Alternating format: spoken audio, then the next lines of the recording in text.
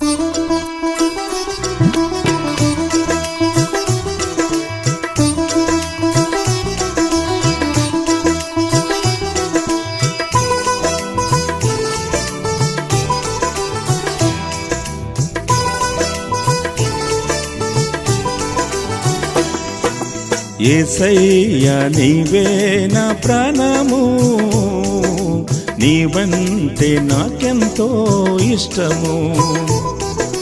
యేసయ్యా నీవే నా ప్రాణము, నీవంటే నాకెంతో ఇష్టము. ప్రైజ్ ది లార్డ్, హల్లెలూయా. ప్రభువైన యేసుక్రీస్తు వారి యొక్క పరిశుద్ధమైన నామములో ప్రతి ఉదయం 6 గంటల నుండి యూట్యూబ్లో మరి దీవెన వాణి అనే కార్యక్రమాన్ని ప్రసారం చేస్తూ ఉన్నాం. డాక్టర్ లూక్ జీసస్ హీల్స్ అని మీరు ఎంటర్ అయితే ఆ భాగాన్ని మీరు చూడగలరు.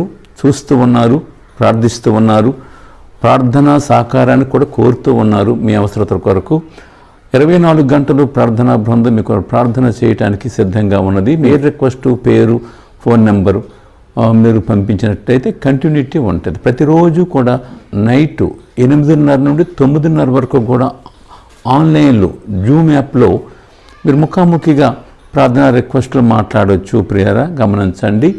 అంత మాత్రమే కాదు, ప్రార్థనా బృందం మనకు సంఘం కొరకు, సేవ కొరకు, రాష్ట్రం కొరకు, దేశం కొరకు, ప్రపంచం కొరకు ఎదురైన విపత్తుల కొరకు, మరి దీనస్థితిలో ఉన్నవారి కొరకు భారముతో ప్రార్థన జరుగుతుంది. అందువల్ల మరి మీరందరూ ప్రార్థనల వల్లే ఈ పరిచర్య ముందుకు వెళుతుంది. అందుని బట్టి మీ అందరికీ మా యొక్క హృదయపూర్వక వందనాలు. ప్రభు మిమ్ములను, మీ కుటుంబములను, మీ బిడ్డలను, మీ ఆరోగ్యమును, మీ ఆత్మీయ అనుభవాలను దీవించి ఆశీర్వదించునుగాక. ఆమేన్. ఈ దినాన్ని మన ధ్యానాంశముగా ఆదికాండం 12వ అధ్యాయం 2వ వచనాన్ని మనం చదువుదాం. నిన్ను గొప్ప జనముగా చేసి నిన్ను ఆశీర్వదించి నీ నామమును గొప్ప చేయుదును, నీవు ఆశీర్వాదముగా నుందువు. 3 నిన్ను ఆశీర్వదించు వారిని ఆశీర్వదించెదను, నిన్ను దూషించు వారిని శపించెదను. భూమి యొక్క సమస్త వంశములు నీయందు ఆశీర్వదింపబడును. ప్రియమైనటువంటి స్నేహితులారా, గతించిన సంవత్సరములో మనము ప్రారంభం నుండి ఎంతవరకు ప్రభు యొక్క కాపుదలలో, ఆయన నడిపింపులో, ఆయన యొక్క దీవెనలతో క్షేమంగా చేరుకున్నాం. మరి ఈ దినము నుండి నూతన సంవత్సరములో మనం అడుగు పెడుతున్నాం. ఎంతవరకు కాచిన దేవుడు, ఎంతవరకు నడిపించిన దేవుడు, ఎంతవరకు పోషించిన దేవుడు, ఎంతవరకు మనను తన వాగ్దానములిచ్చి ధైర్యపరిచిన దేవుడు, మన చెయ్యి పట్టుకొని మన ముందు ఉన్న దేవుడు. ఆయా సమయాలలో, ఆయా పరిస్థితులలో మనము ఒంటరిగా ఉన్నప్పుడు, దుఃఖములో ఉన్నప్పుడు, బాధలో ఉన్నప్పుడు, వేదనలో ఉన్నప్పుడు, కృంగిదలలో ఉన్నప్పుడు, నిరాశ నిస్పృహలో ఉన్నప్పుడు, ఎన్నో భయంకరమైనటువంటి అనుభవాలు మన జీవితంలో ఎదురైనప్పుడు మనలను విడువలేదు, ఎడబాయలేదు, మనలను త్రోసివేయలేదు.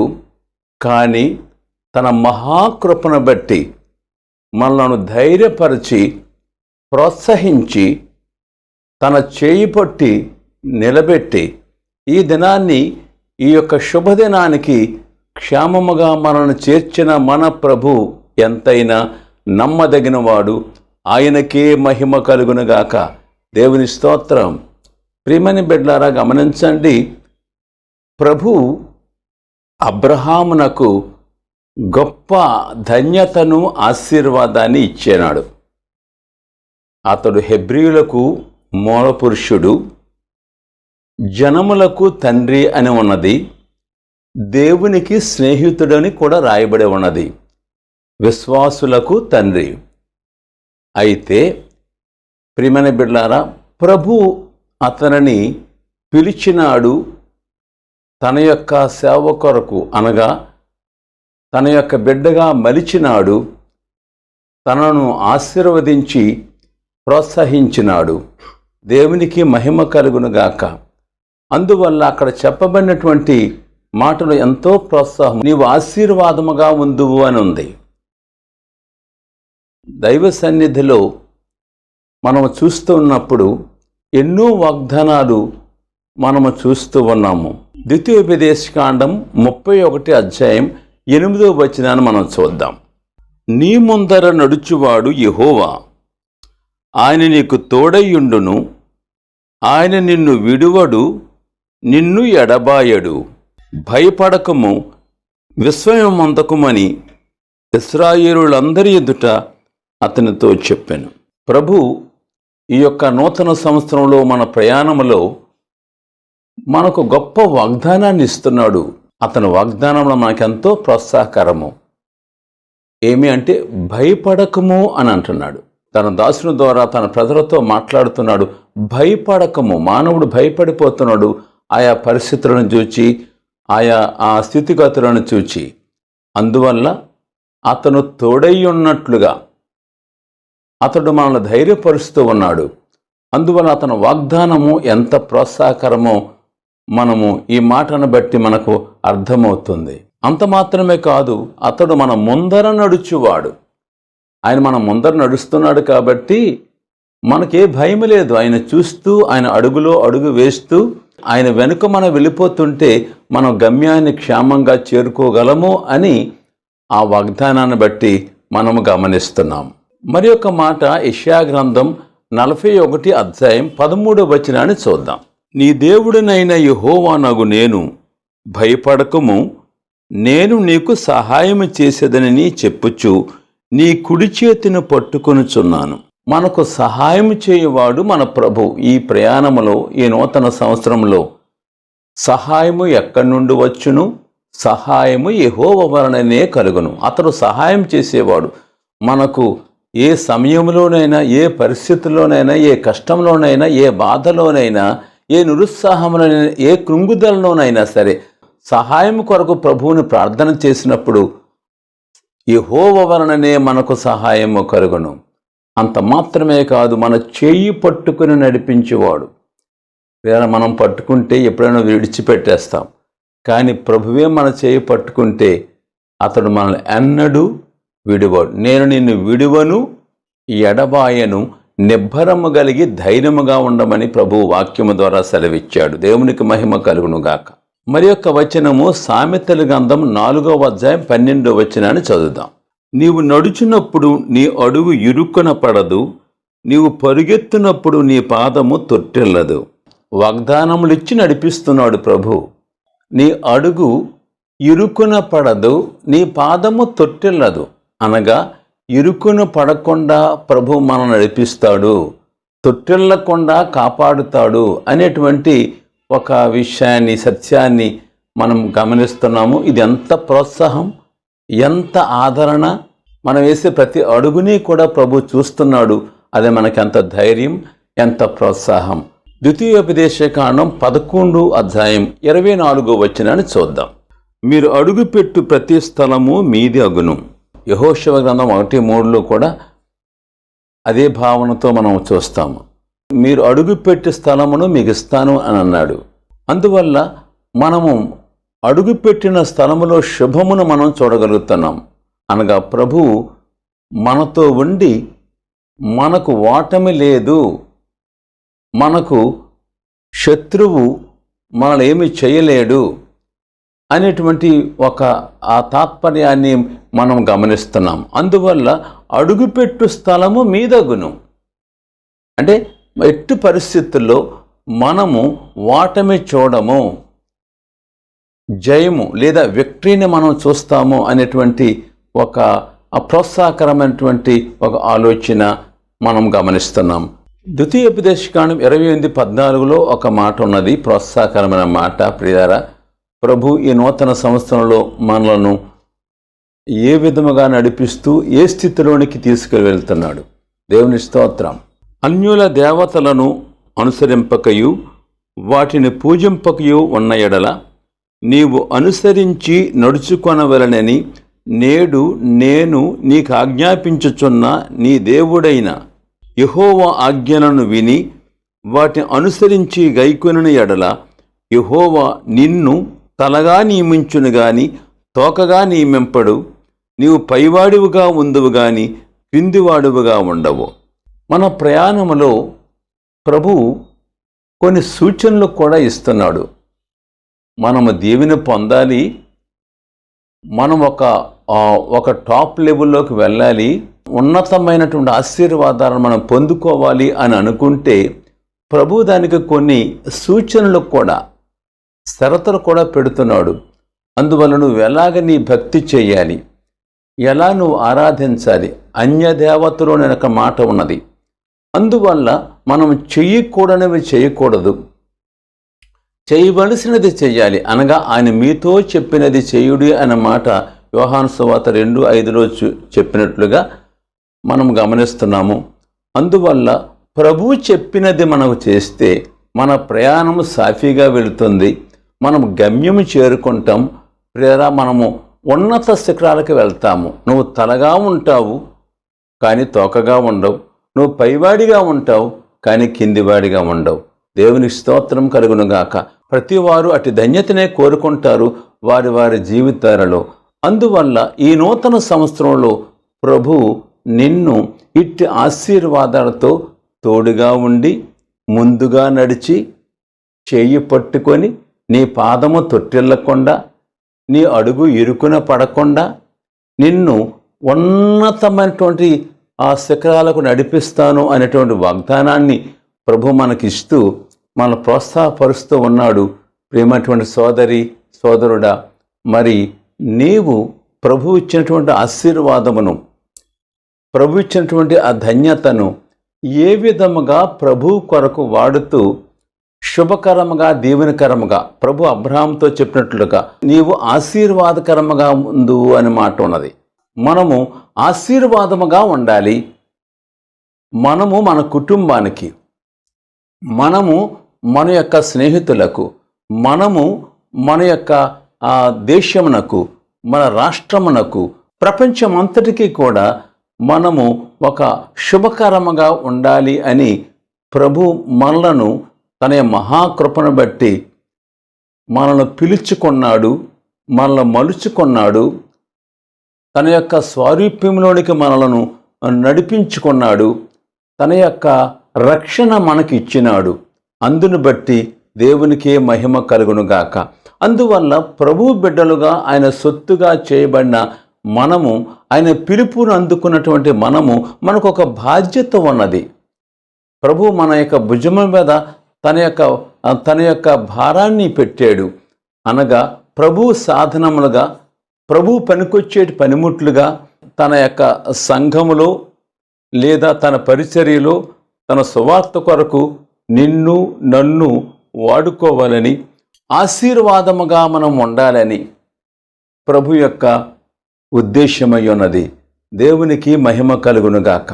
మరి ఒకసారి మనము ఆదికాండంలో 12వ అధ్యాయము 2వ వచనాన్ని చదువుకుందాం.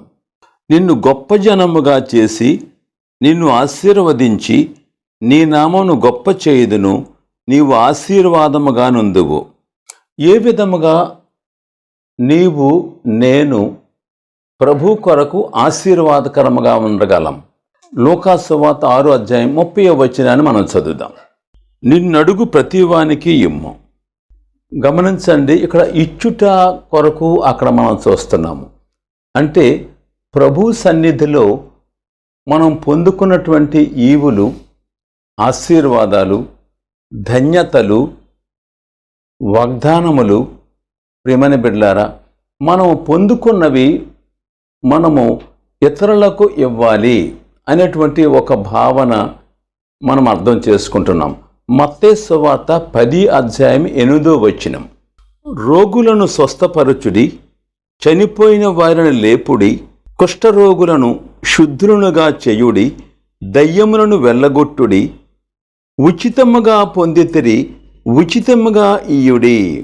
ప్రియమైన బిడ్డలారా, గమనించండి, ప్రభు పరిచర్యలో ప్రభు సన్నిధిలో రక్షణ పొందిన మనము ప్రభు కొన్ని ఆధిక్యత ఇచ్చాడు. నీవు ప్రార్థన చేయగా దెయ్యాలు పారిపోతాయి, నువ్వు ప్రార్థన చేయగా రోగాలు నయమవుతాయి, నువ్వు ప్రార్థన చేయగా ప్రభు అద్భుతాలు చేస్తాడు. అందువల్ల మనం చదువుకున్నట్లుగా ఎంతోమంది రోగస్తులు ఉన్నారు, ఎంతోమంది బలహీనులు ఉన్నారు, ఎంతోమంది కృంగిన స్థితిలో ఉన్నారు, ఎంతోమంది రకరకాల సమస్యల్లో ఉన్నారు. ప్రియమైనటువంటి బిడ్డలారా, ప్రభువు యొక్క సన్నిధిలో రక్షణ పొందిన మనం ఆయన యొక్క అభిషేకమును తీసుకొని ఆయన యొక్క ఆత్మ ద్వారా బలము పొందుకొని ప్రార్థన అనుభవాన్ని బట్టి మనము సేవలో ముందుకు వెళ్తున్నప్పుడు ప్రియమైన బిడ్డలారా, రోగులు స్వస్థపడతారు, దెయ్యాలు పారిపోతాయి, సమస్యలు నుండి ఉన్నారు విడుదల పొందుతారు. ప్రియారా, మనము ఈ విధముగా ప్రభు సేవలు మనము ఇతరులకు అందిస్తున్నప్పుడు మనం ఉచితముగా పొందితిమి. ప్రభువు దగ్గర నుండి ఆ కృప, ఆ ధన్యత ఉచితంగా పొందాం. అందువల్ల ఉచితముగా పొందిన మనం ఉచితముగానే సేవలు అందించాలి ఇతరులకు. ఆయన పేరట ఆయన చెప్పినట్లుగా ఆయన సేవలు. దేవునికి మహిమ కలుగునుగాక. యోహాను సువార్త 5వ అధ్యాయం 7వ వచనంలో ఒక మాట ఉన్నది. బెతస్దా కోనేటి దగ్గర ఒక కుంటివాడు 38 సంవత్సరములను బట్టి అతడు వ్యాధిగ్రస్తుడిగా అతడు స్వస్థత కొరకు కనిపెడుతున్నాడు. కానీ అతను స్వస్థత లేదు. కారణమేమి అని అంటే అతడు బలహీనుడు, లేవలేడు, అతనికి సహాయం చేసేవారు ఎవరునూ లేరు. అనేక మంది వస్తున్నారు, స్వస్థత పొంది నీళ్లు కదిలింపబడినప్పుడు స్వస్థత పొంది వెళ్ళిపోతున్నారు. అయితే సంవత్సరంలో గడిచిపోతున్నాయి, కానీ అతనికి స్వస్థత రాలేదు. అయితే ప్రభువైనటువంటి యేసుక్రీస్తు ఆ స్థలంలోకి వచ్చినప్పుడు ఎంతోమంది అక్కడ ఉన్నారు, కానీ ఎవరూ ఆయన దృష్టిని ఆకర్షించలేదు. కానీ ఎవరైతే దీనుడో, ఎవరైతే నిస్సహాయుడో, ఎవరైతే ఆ కృంగిన స్థితిలో 38 సంవత్సరాలు బట్టి అక్కడ ఒక సహాయం కొరకు అతడు కనిపెడుతున్నాడు, ఆ వ్యక్తిని మాత్రమే ప్రభు చూచారు. ఆ వ్యక్తి దగ్గరికి మాత్రమే వెళ్ళారు. ఆ వ్యక్తితో మాట్లాడి నువ్వు స్వస్థపడగోరుచున్నావా అని అడిగినప్పుడు అతను ఇచ్చిన జవాబు ఏమంటే, అయ్యా నాకెవరునూ లేరండి, నీళ్లు కదిలించబడినప్పుడు దించడానికి నాకెవరునూ లేరు అని ఎంతో దీనంగా విచారంగా అతడు ప్రభువుతో చెప్పినట్లుగా మనం అక్కడ చూస్తున్నాము యోహాను 5:7లో.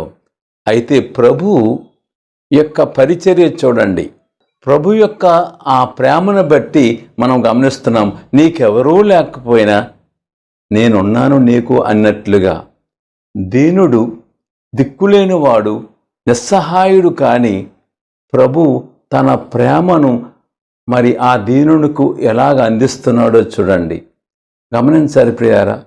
మన ప్రభువు మనకు నేర్పించినటువంటి మాదిరి, అతడు మనకు మాదిరి ఉంచిపోయిను అని 1 పేతురు 2:21లో చూస్తాం. అతడు మనకు మాదిరి ఉంచిపోయాను అంటే మనము దీనులను ఏ విధంగా ఆదరించాలి, ఏ విధముగా బలహీనులను ధైర్యపరచాలి, నిస్సహాయులకు ప్రభు పేరట ఏ విధముగా వారు అందించాలి, గుండె చెదరని వారిని ఎలా ధైర్యపరచాలి, బలహీనులను ఎలా బలపరచాలి.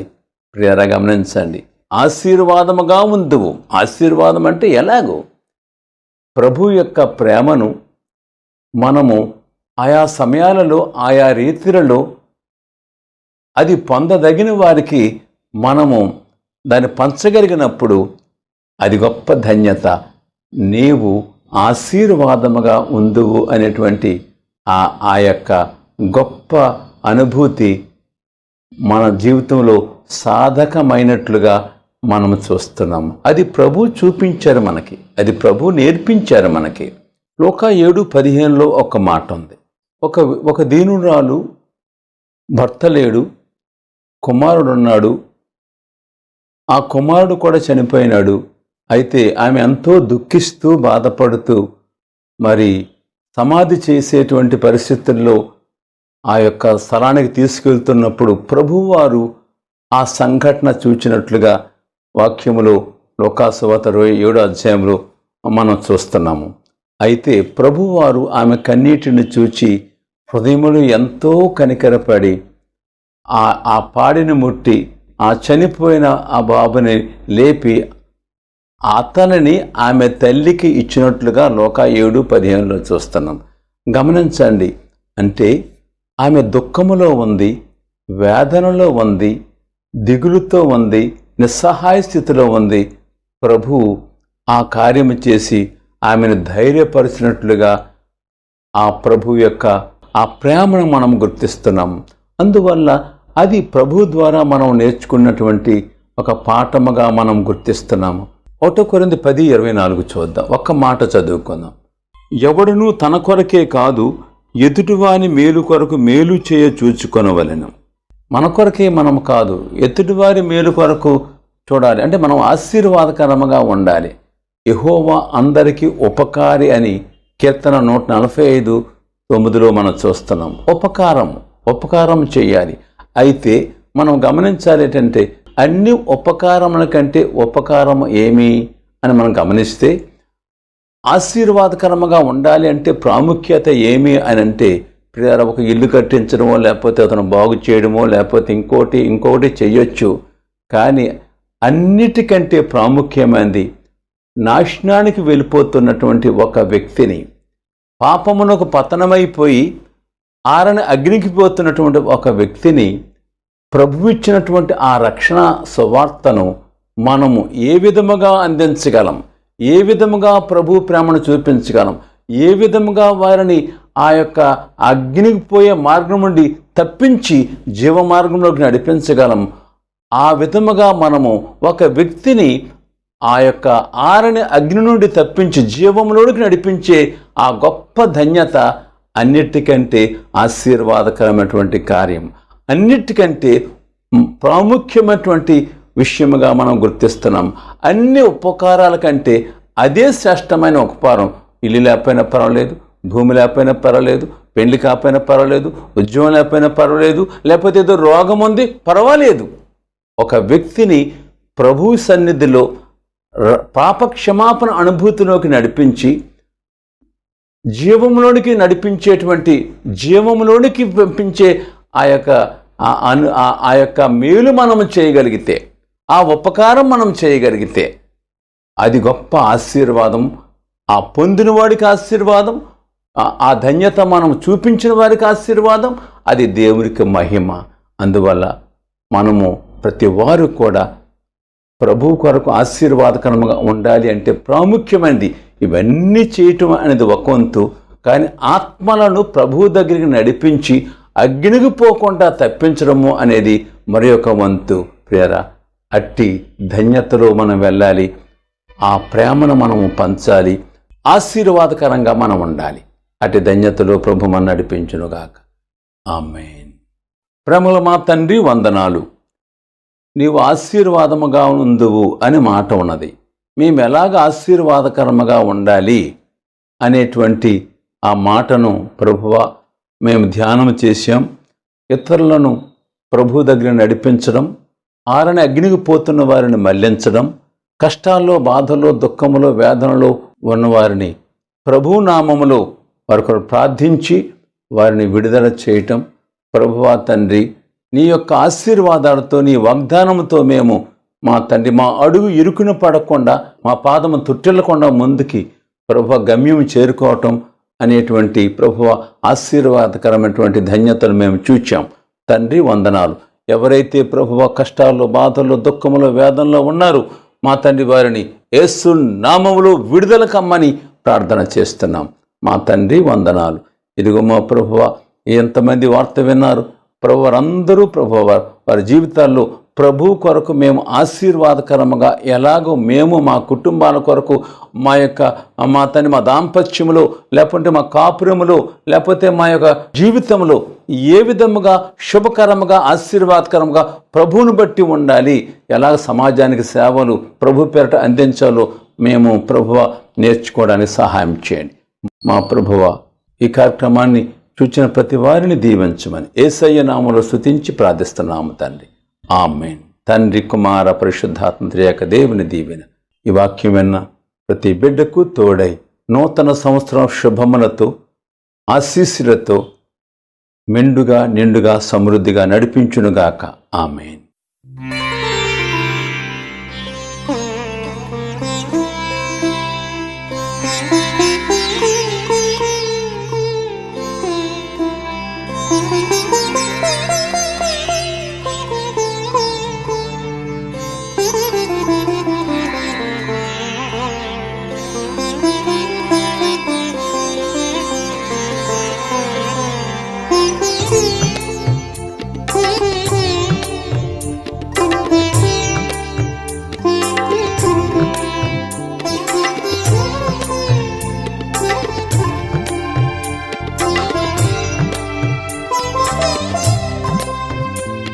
నా ఇంటిని కట్టిన దేవా నీకే స్తోత్రము, నా బ్రతుకును దిద్దిన దేవా నీకే స్తోత్రము, నా ఇంటిని కట్టిన దేవా నీకే స్తోత్రము, నా బ్రతుకును దిద్దిన దేవా నీకే స్తోత్రము.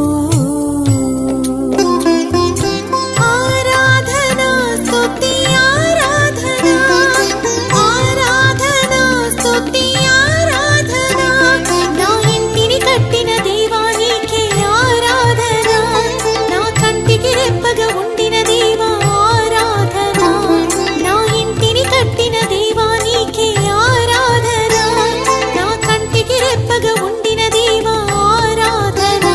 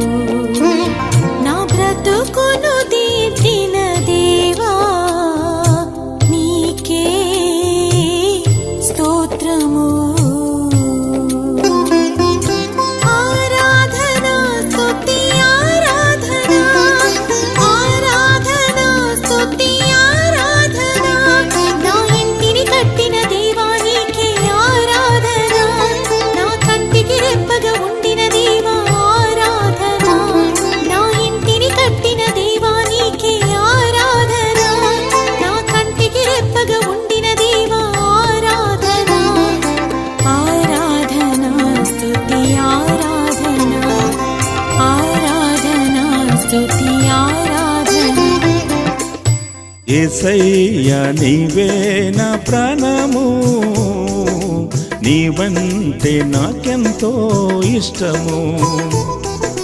యేసయ్యా నీవే నా ప్రాణము, నీవంటే నాకెంతో ఇష్టము.